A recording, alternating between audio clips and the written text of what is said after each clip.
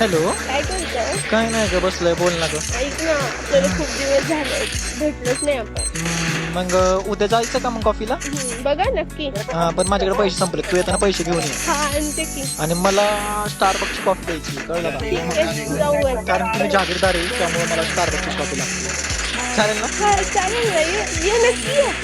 तुला दाखवते. अजून आपल्या गाडीचं उद्या तुमची फोर व्हीलर घेऊन ये. कारण तुम्ही भिकार बोर आहे. माझ्याकडे तर फोर व्हीलर नाहीये, माझ्याकडे टू व्हीलर आहे फक्त. ठीक आहे. तुझा पप्पा हॅलो.